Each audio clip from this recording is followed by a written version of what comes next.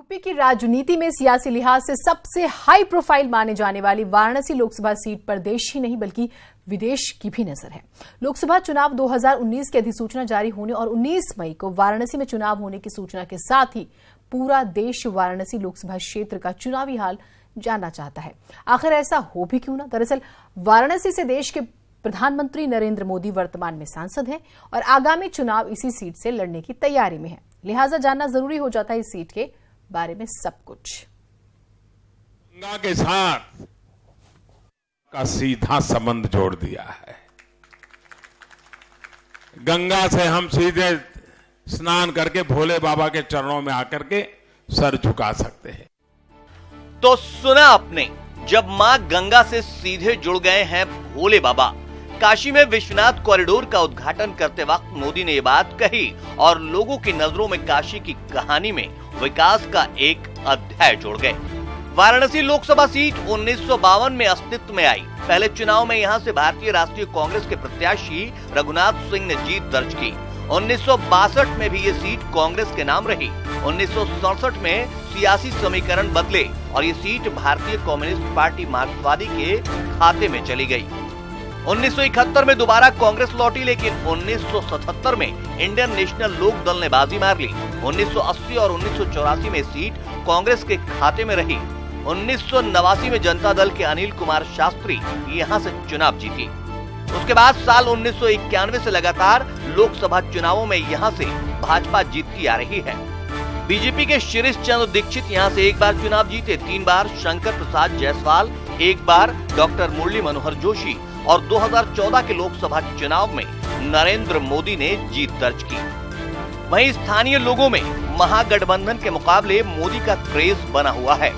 देखिए, वर्तमान स्थिति मुझे कहने में कोई संकोच नहीं कि श्री नरेंद्र मोदी के पक्ष में जा रही है और सच्चाई एक ये भी है कि आज देश के आगे नरेंद्र मोदी का कोई विकल्प नहीं है। तो इस वजह से विकल्प न रहने के कारण और कोई भी एकजुटता न रहने के कारण वर्तमान परिस्थितियों में तो हमें महसूस होता है कि नरेंद्र मोदी जी दोबारा सत्ता में वापस आएंगे। मोदी जी ने जो कर दिया वो दिखलाई दे रहा है सड़क पर, तो इसलिए उसका कोई अल्टरनेटिव नहीं है।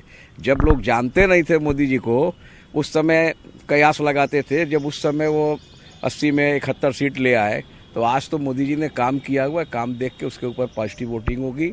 देखिएगा, सारे आप लोग के जो चैनल में दे रहे हैं इधर उधर की गठबंधन से इतना फर्क, ऐसा कुछ नहीं होगा।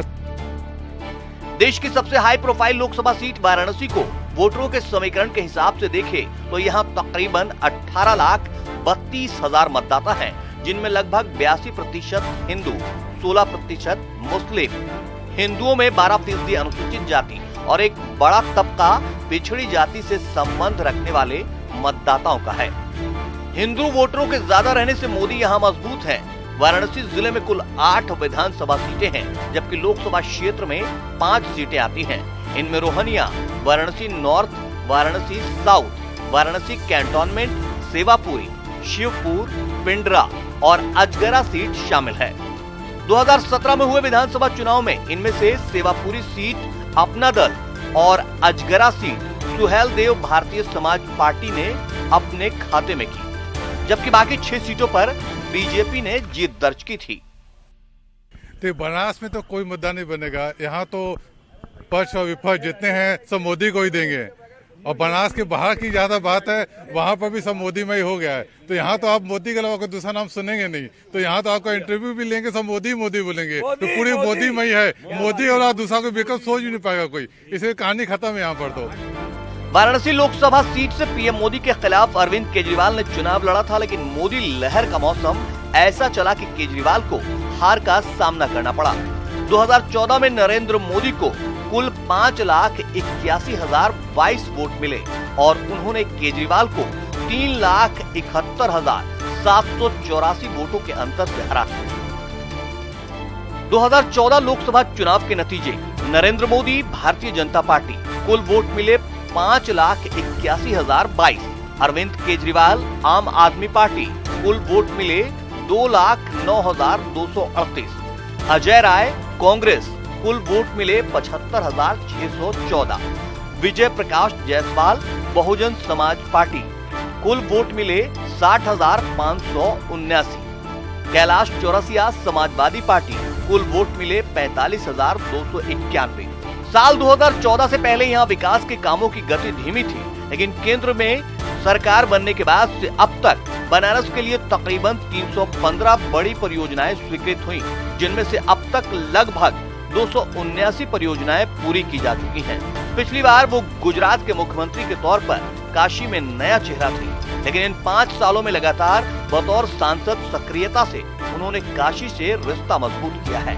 शायद इसलिए विपक्ष का प्रयास है कि वो यहाँ ऐसा उम्मीदवार उतारे जो प्रधानमंत्री का मुकाबला कर सके। ऐसे में काशी की सियासी कहानी काफी दिलचस्प होगी। यूपी में इस वक्त बीजेपी का राज है, ऐसे में एक बार फिर से हर हर मोदी का नारा काम कर पाएगा या नहीं, ये तो लोकसभा चुनाव परिणाम बताएंगे, लेकिन इसमें कोई शक नहीं कि काशी के विकास का मैप रिजल्ट ही मोदी और भाजपा दोनों का भविष्य तय करेगा। सियासत के लिहाज से देखना दिलचस्प होगा कि काशी की जनता एक बार फिर से नरेंद्र मोदी को पीएम बनवाती है या नहीं। Bureau report, news 18। तो ये मुकाबला इस बार जो है हम आपको दिखा रहे हैं, वाराणसी लोकसभा सीट की हम बात कर रहे हैं। नरेंद्र मोदी बीजेपी प्रत्याशी, शालिनी यादव जो है वो सपा यानी हम गठबंधन प्रत्याशी, और अजय रॉय आज ही नाम जो है उनका अनाउंस हुआ है। और क्योंकि पहले प्रियंका गांधी के यहाँ से चुनाव लड़ने की चर्चाएं, यूं ही माहौल जो है कांग्रेस की तरफ से बनाया हुआ था, और जो है यहाँ पर अजय रॉय का नाम आज जो है सामने आ जाता है। तो देखिए मुकाबला किस तरह का है, लेकिन इंटरेस्टिंग हमने आपको अपनी एक रिपोर्ट दिखाई, उसमें आपने देखा यूं तो सीधा सीधा मुकाबला 2014 में प्रधानमंत्री, क्योंकि उस वक्त वो गुजरात के मुख्यमंत्री के तौर पर यहाँ पर आए थे और बीजेपी के एक कैंडिडेट थे सिर्फ। अभी हालांकि वो प्रधानमंत्री हैं और एक बार फिर से मैदान में है, तो फर्क बहुत ज्यादा हो जाता है।